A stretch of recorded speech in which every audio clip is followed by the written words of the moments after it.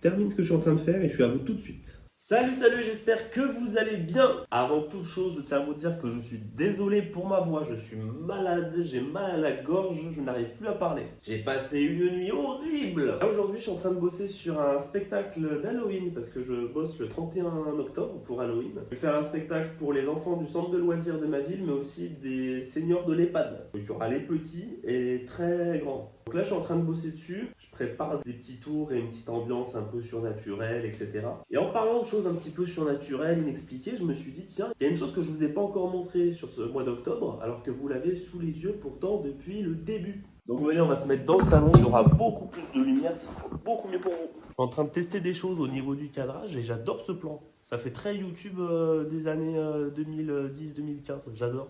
Et cette chose que vous avez sous les yeux depuis le début, c'est ma bague. Ce n'est pas une bague ordinaire, c'est une bague de magicien. Alors comment fait-on pour savoir si une bague est normale ou si c'est une bague magique? Il y a deux solutions. La première méthode, il suffit tout simplement de la taper 3 fois contre la main. Si la troisième fois elle revient sur le doigt, c'est que c'est une bague de magicien. La deuxième méthode, elle est un peu plus dure, mais je vous la donne quand même. On la met dans la main, on fait une petite passe magique, et si elle revient sur le doigt, c'est que c'est une bague de magicien. Et après, quand on est sûr que c'est une bague de magie, avec, on fait ce qu'on veut. Moi par exemple, j'aime bien la prendre, faire 1, 2, 3, et elle passe à travers le doigt comme ça.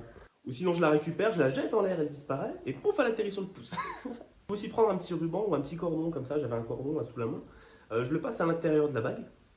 Vous voyez, donc c'est vraiment dedans. Comme ça, normalement, on voit bien. Et très souvent, les gens me demandent c'est quoi le plus compliqué. Est-ce que le plus compliqué, c'est d'enlever la bague du cordon ou de la remettre? La remettre, c'est un peu plus dur, mais ça marche quand même.